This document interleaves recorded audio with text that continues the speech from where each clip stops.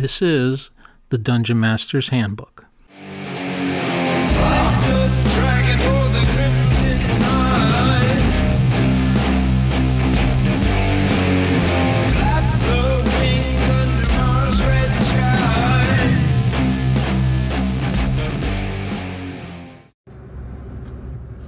Hello everyone, I'm Michael, also known as Chicago Wiz. Thanks for listening. Well, it is happening. I am actually going to start gaming again, as in face-to-face gaming, as in getting close to people, and I've missed it. I've missed the spectacle. I've missed the tactile interaction. I've missed the energy and the camaraderie. I've missed the whole production. I've just missed it all. And I'm really glad that things have progressed now to where I can actually do this again. Restarting a campaign is something I'm a little familiar with, but this time it's different. And this episode is going to go into a little bit of that. I don't like to wander, and I don't like to have long episodes, so I'm going to try to keep this brief, succinct, and I think the best way is to review the feels like many games that I have, where I'm at, what I'm doing. I think the first one to cover is the one that I'm struggling with the most, and that is the one-on-one game I had with my wife. We had been doing this on and off, hit and miss, since about 2008, 2009. And I want to say for the past, even before COVID, it was stuck. And it was stuck because I got stuck. The way the game progressed, it progressed into an area that I'm not familiar and altogether comfortable DMing. It's going to involve a lot of social interaction and social plots, and I'm not sure how to adjudicate that. I'm not sure how to walk her through that in such a way that it would be satisfying for both of us. And so, in typical fashion, I've just stuck my head in the sand, and we just really haven't gamed. And I feel terribly guilty about it. It's actually something that weighs on me heavily. And so I'm still casting about for that. Certainly if you have any suggestions, maybe even if there's an old school compatible process that I could map out social interaction or two. The setting is devious elves and fae. Think of like the Sealy Court, that kind of thing. Elves are chaotic. Elves aren't to be trusted. They have plots within plots. They are very devious, very charming socially, very, you never know if what they're saying is true or not, but to disbelieve them is just as dangerous as it is to believe them, that kind of thing. I built these people up like that, and now I can't deliver, and oh my God, it's embarrassing. Yes, I'm actually really embarrassed about this, but there it is. That's the one that I'm mainly struggling with, and I'm still at a dead still. Let's talk about the 3 AD&D games in my Etenera campaign. The one that's easiest to talk about is my play-by-post game. We managed to keep that going during COVID.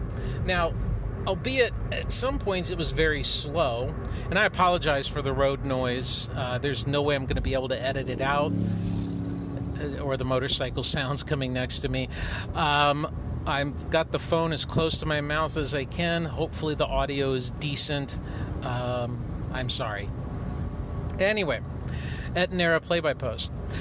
Sometimes the postings were once a month during the hardest part of COVID, but fortunately we've kept it going. So not much restarting there, but some of the other techniques that I'm using to rediscover my online game and my face-to-face game, I'm using to strengthen my play-by-post game.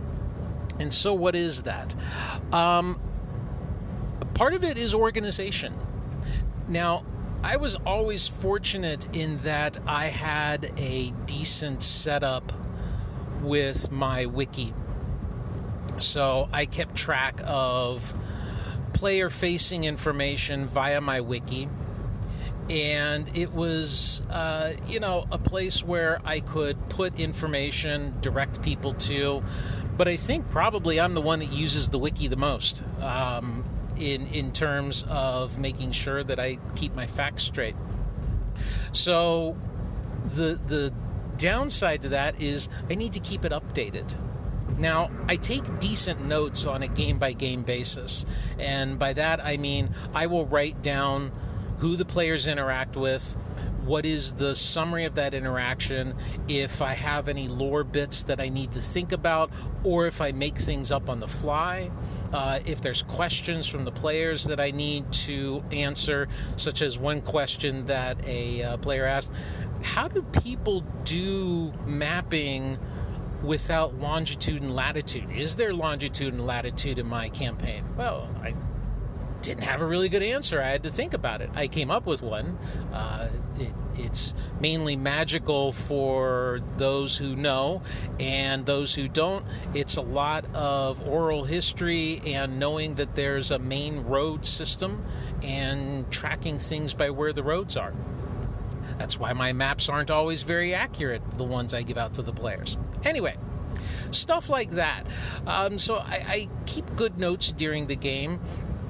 I have a little system where I will use icons in the margin, like a question mark or an exclamation point or an eye, so that when I'm going back later through my notes, I know to do something with that information, whether it's answer a question, whether it's note this down in the wiki, or whether it's I keep track of it with my NPCs. And that's the other thing that I have for each campaign a living document that basically gives me three key pieces of information. Who the NPCs are, what is something important about them going on right now, what faction or factions they're with, and if there's any long-term goals that they have. Now, I'll also have other bits of information about the NPCs in my keys. So like if I have a key for, say, the town of Enonia or the town of Gyreford or the city of Tania, those keys will contain information about the NPCs, who they are, their stats, things about them, sometimes ongoing information, as they grow, because my NPCs do grow and change and develop. I'll keep information about them with the key. But in terms of like where they're at right this second, what their goals are, what they're doing, kind of the overall state of the game world, if you will, it's in this one document. And again, I use my game notes, and I try to, and sometimes I'm successful, and other times sometimes I've got to go back, 4, 5, 10, 12 sessions and update it. But I do update it. And that helps to keep me fresh with the NPCs. It helps to keep me current. It helps to give me an idea of where I was at, what I was thinking, and where I would want things to go. And so as I've been going through all three campaigns, I had done a pretty good job of that with my play-by-post, but I needed to freshen it up a bit, make sure everything was organized. Some things I rediscovered that I had forgotten during the slowness of the play-by-post, because play-by-post by its nature is extremely slow. A day in a play-by-post game can be weeks, if not months, of actual real time. So, anyway. So that's where I'm at with the play-by-post game. So restarting the online Zoom game. I restarted that, I want to say, was it about 6 to 9 months ago? That feels about right. I don't have my notes right here in front of me. I'm in my car. And that one was easier to restart because the players had actually hit a point, kind of a natural stopping point. They had finished up in a place where it was easy to pick up the pieces. They had just completed a major happening, if you will. They were about to, kind of reap the rewards of having defeated or at least driven off a major baddie. And we were kind of just able to pick things right back up where we were and go from there. Here again, having taken good notes helped.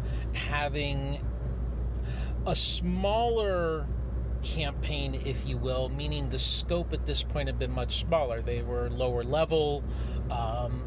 Their effect on the world was local to regional.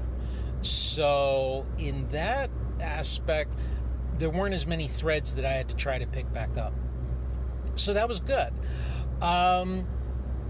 I made it pretty small, the focus small, and I held a discussion with the players, if you want to call it a session 0, where we sat down, we talked about what was going on, and we kind of mapped out, well, this is where we think things are, this is how things are going to progress, this is where we want to restart, and that gave me kind of a plan so that I could go and set down the first few games and kind of get myself re-familiar with where we were going.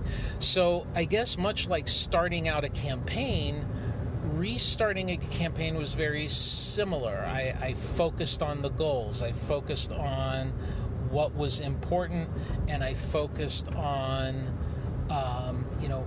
where the next game or two wanted to head out, because then I could grow into it. I didn't have to restart the campaign as a big gulp. I could just nibble at it a little bit and slowly work my way into it. And sure enough, that restart has been, I think, pretty successful. We're meeting at an every other week clip. It is online with Zoom every Tuesday nights. There's 4, yes, wait, 1, 2, gosh, that's bad. I forget how many players. Yes, there's 4 players. There's Obram the Paladin, Brother Calandro, the mysterious monk of the Brotherhood of Night. There's Rem the Dowdy Fighter. And there's Mort the Druid, who just absolutely is a joy, because this player just...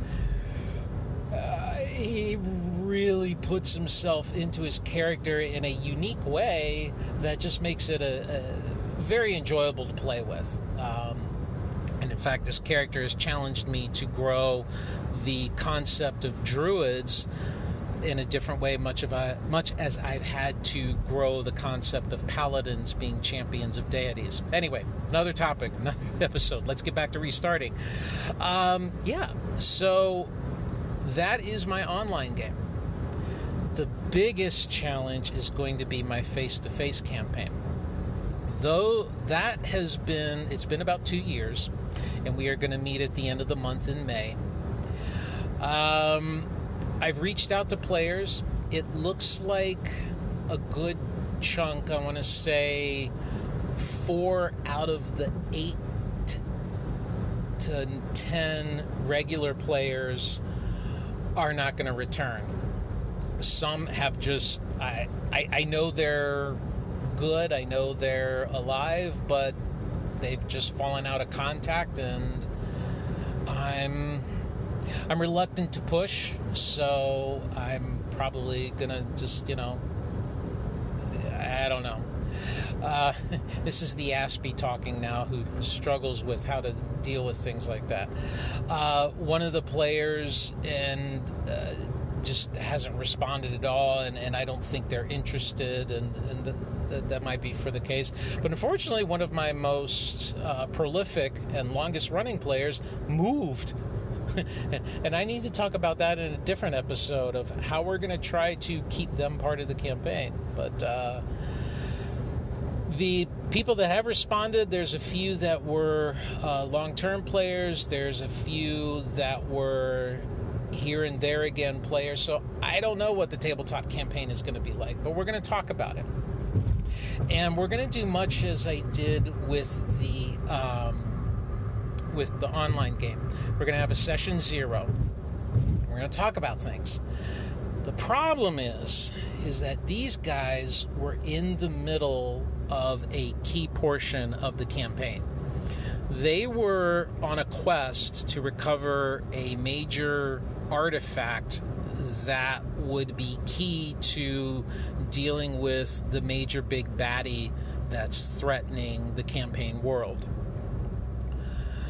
They had successfully retrieved the weapon, but unfortunately it was held by a person who is no longer in the campaign or has an express interest in being part of the campaign. And the other person that was really involved with this weapon is the player that moved. Okay, well, I can deal with that. Just as I deal with people jumping in and out of the game, my Banff quantum player theory. You're there and you're not there all at the same time. Anyway, so, I can deal with that, but it's extracting them from the dungeon. This was a mega dungeon that they were in. It had 3 distinct areas, but it was sprawling in those 3. Actually, no, 4 areas. I apologize, because there's a 4th area that they don't know about. So I think that this, at least my approach to session 0, is to kind of talk through and gather likely outcomes. And let the players, contribute to the narrative from let's sit around a table, eat some food, drink some drink, and talk about it. And my hope, or at least my goal of coming out of this, is that we've gotten the players the characters out of the dungeon into somewhat of a stable state, so that we can pick it up from that stable state. And where do they think they would have gone? What do they think they would have done? And so we're not going to do the battles. We're not going to do we're not going to go room by room. This is more of almost going to be going from event to event. So in my head, I've kind of mapped out, if you will, where the participants are, what they're doing, if the players were not there. So that way, as we talk through the scenarios, I can look at each group or faction node, if you will, and see, are they affected by the player decision, and what would these factions do as a result of that. And so I can go through, map that out. That gives me an idea of where things are at. If I need to resolve something randomly, I can do it at that point as well. And then just get everything into a stable state and then go from there. I've never done anything like this before, so if you have, I would be greatly appreciative and interested in hearing your experiences on doing this. And I've been already updating my keys and my NPC notes on the tabletop campaign, but these players were affecting regional and worldwide events. They had gotten into the 4th through 6th level, and so they were starting to get known worldwide. So their effect is it's I've got more work to do, but I'm breaking it off into manageable chunks. And then lastly, that brings me to my War Games campaign. Now, fortunately, that is easy enough. I did keep copious notes, so I can easily pick that up where I left off. My sticking point is finding a set of siege rules that is somehow compatible with the war games that I use, which are Hordes of the Things, based on De Bellis Antiquitatis, DBA. I use Raoul Partha's Chaos Wars, and I use Dan Collins' Book of War. None of which have interesting or satisfying siege rules. So I've been forced to try to figure out my own, and that's probably a topic for another day. Anyway, this has gone on long enough. This is 20 minutes long of me rambling, so let me end it here. That is how I have restarted or am restarting my campaigns after long pauses, in this case being a pandemic, plague, COVID, if you will. What do you think? Let me know in a comment. Let me know in an audio comment. I'll leave ways of getting a hold of me in the show notes. I want to give a shout out to Josh and to, I'm sorry, not Josh, oh my God, memory again, Jason, and of Nerds RPV Variety Cast, and oh my God, I'm spacing your name from a wee timorous mouse.